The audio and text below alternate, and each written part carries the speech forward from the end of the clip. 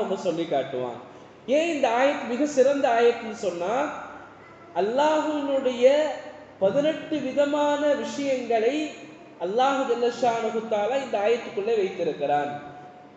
அல்லாஹ் என்ற அல்லாஹ்வின் பக்கமாக காட்டுகிற விஷயங்கள் இதிலே 18 விதமான விஷயங்கள் அடங்கி இருக்கிறது.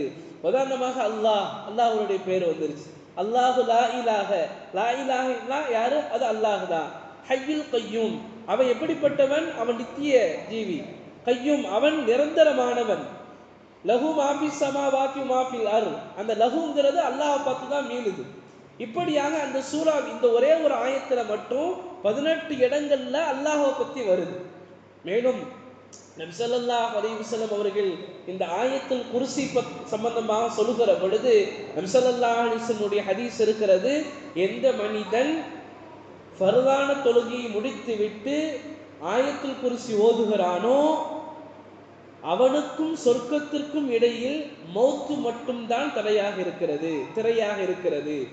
அப்ப எந்த மனிதனுடைய வாழ்க்கையில் ஃபர்து தொழுகைக்கு பிறகு ஆயத்துல் குர்சி ஓதக்கூடிய வளமை இருக்கிறதோ அவன் வஃபாத்தானால் அவன் நேராக சொர்க்கத்திற்குத்தான் செல்வான் என்பதாக பெருமானார் ஸல்லல்லாஹு அலைஹி வஸல்லம் அவர்கள் சொல்லி காட்டுவார்கள். இந்த ஆயத்துல் குர்சி நாம் நம்முடைய பிள்ளைகளுக்கு கற்றுக் கொடுக்கணும். இன்னைக்கு அல்லாஹ் காப்பாற்றணும். வீட்டில் செல்போன்களை பிள்ளைகளுக்கு கொடுக்கிறோம். மார்க்கத்தினுடைய விஷயங்களை நம்ம கொடுக்கிறோமா என்பதை நாங்கள் சிந்தித்து பார்க்கணும். ஒரு தாய் தந்தையர்கள் எப்படி நடக்கிறாங்களோ பிள்ளைகளும் அதை கொண்டுதான் நடப்பாங்க. நாங்க பிள்ளைகளுக்கு எதை கற்றுக் கொடுக்கணும்? குர்ஆனை நாங்க கற்றுக் கொடுக்கணும். நபி ஸல்லல்லாஹு அலைஹி வஸல்லம் அவர்கள் அவருடைய சஹாபாக்களுக்கு ஜின்களும் ஷைத்தான்களும் ஆயத்துல் குர்சியினுடைய விஷயங்களை சொல்லி கொடுத்திருக்கிறது. ஒரு தடவை ஹஜ்ரத் அபூ ஹுரைரா ரலியல்லாஹு தஆலா அவர்கள் மஸ்ஜித் நபவியிலே சதகாவினுடைய பொருட்கள் எல்லாம் குவிக்கப்பட்டிருக்கிறது பேரிச்சம்பழங்களாக. இப்ப நபி ஸல்லல்லாஹு அலைஹி வஸல்லம் அவர்கள் அபூ ஹுரைரா ரலியல்லாஹு தஆலா அவர்களை காவலாளியாக நியமிக்கிறார்கள். இரவு பொழுது போய்கொண்டே இருக்கிறது.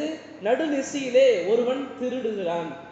அபூ ஹுரைரா ரலியல்லாஹு தஆலா அவர்கள் அவனை பிடித்தார்கள். பிடிச்சு கேட்டாங்க, யார் நீ?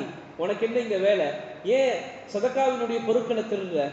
அந்த மனிதன் சொன்னா, இல்லைங்க, எனக்கு பிள்ளை குட்டியெல்லாம் இருக்குது, மனைவி இருக்கிறாங்க, நான் ரொம்ப கஷ்டத்துல சிரமத்தில் இருக்கிறேன், நீங்க என்னை விட்டீங்கன்னா நான் என்ன செய்வேன்? என்னுடைய சிரமத்தை போக்கிக்கிருவேன்.